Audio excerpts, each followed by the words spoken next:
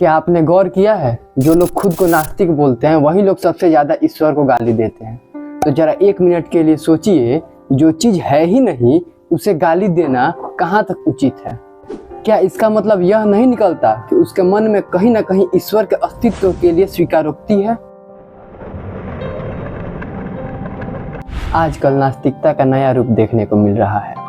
पहले नास्तिकता का मतलब होता था किसी व्यक्ति ने विज्ञान, तर्क और दर्शन को ध्यान से समझकर ईश्वर को न मानने का फैसला लिया। लेकिन आज के दौर में यह सिर्फ धार्मिक लोगों का मजाक उड़ाने और ईश्वर को गाली देने तक ही सीमित रह गया है। अब सवाल यह है कि अगर कोई सच में नास्तिक है, यानी उसके लिए ईश्वर का अस्तित्व ही नहीं है, तो फिर वो ईश्वर को गालियाँ क्यों दे रहा है।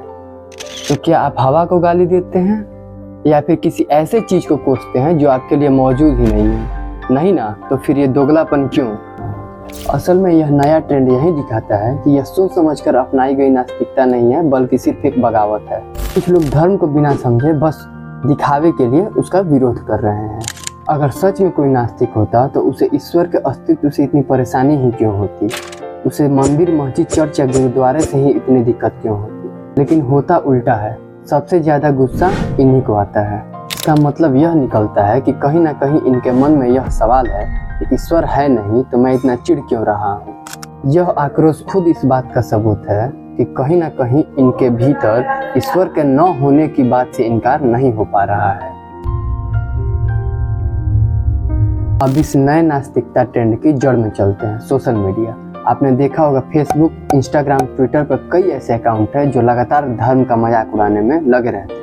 कुछ लोग इन्हें ही देखकर खुद को बुद्धिजीवी मान बैठते हैं, लेकिन असल बुद्धि तो सवाल करने में है और तर्क को समझने में है। अगर आप सच में नास्तिक हैं तो ईश्वर नहीं है कह देने से काम नहीं चलेगा।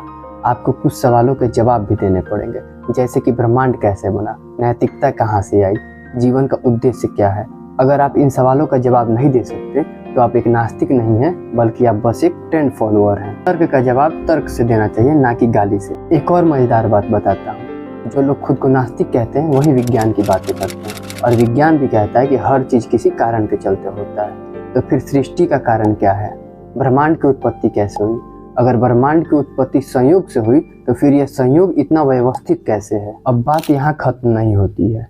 जो असली नास्तिक होते हैं वो बिना गुस्से, द्वेष या पूर्वाग्रह के तर्क करते हैं। लेकिन जब कोई खुद को नास्तिक कहे और बाद में गाली गलौज पर उतर आए तो आप समझ जाइए कि यह तर्क नहीं बल्कि भावनात्मक प्रतिक्रिया है।